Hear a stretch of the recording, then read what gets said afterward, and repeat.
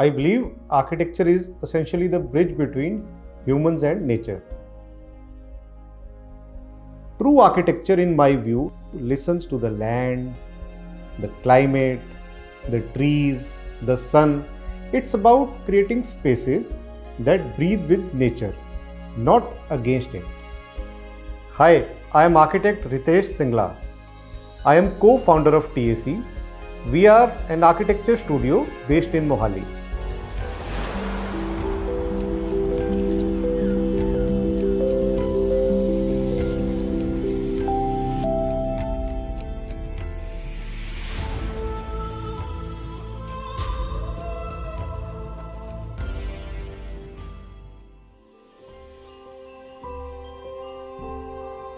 Nature grounds us. It's not just aesthetic, it's psychological, emotional, and even physiological. So, when we design buildings, we are not just creating shelters, we are shaping the conditions for health and happiness. For me, the creative process always begins with listening. Listening to the land, the people, the climate, and the culture of the place. Every project is like a conversation waiting to happen. So before I sketch anything, I spend time understanding the spirit of the site. I walk around, observe the sun's path, the breeze, the textures, the smells, even the sounds. I try to absorb the mood of the space. Then I begin thinking about the people who will inhabit it. Architecture has the power to influence how people move, think, rest, even relate to each other. And that awareness shapes every decision. Once I have a sense of that emotional rhythm, the form starts to emerge.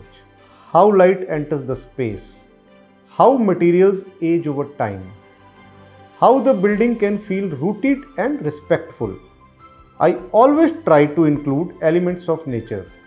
Whether it's a view, a courtyard, filter light through leaves, or even just a raw textured wall that connects people to something organic.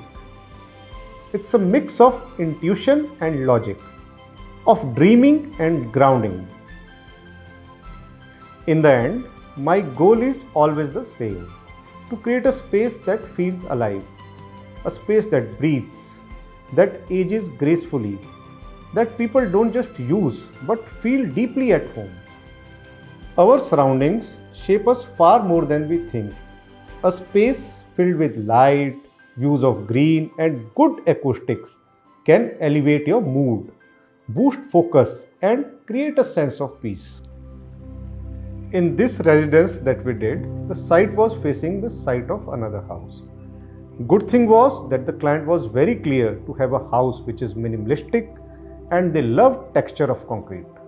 The entrance door is intentionally kept on the side to create a longer pathway to walk with nature and to hide it from the main road.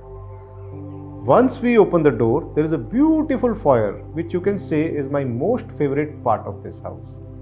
It is the space where you take a pause and understand the concept behind the design. This is a huge hanging wall of concrete with punches that allows light to enter in a magical way. Below that suspended wall, there is glass which is touching the floor, which allows us to see the greenery outside. As you can see, in this house, we have played with light. Once we move forward from the foyer, we see a courtyard kind of space with a lovely tree. It is serving two purposes. One, it is hiding the parking from inside, and the other creating a focal element both for the drawing room and the bar. Color palette of the house is kept neutral so that greenery stands out from everywhere and the beauty of concrete can be appreciated. From the informal living room, we have given a very wide window to blur the difference between indoors and outdoors. Passive cooling, natural ventilation, day lighting, these are not just green features. They are ancient, intuitive methods of harmonizing architecture with the environment.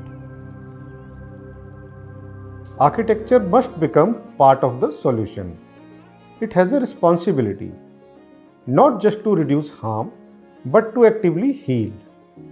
We should be designing buildings that generate energy, that harvest rainwater, that uses materials wisely, that cool themselves naturally. But beyond performance, they must nourish the human spirit. We are not separate from the natural world, we are part of it. But over time, our built environments have often forgotten that. In a world racing towards speed and noise, design in tune with nature offers stillness, purpose, and peace.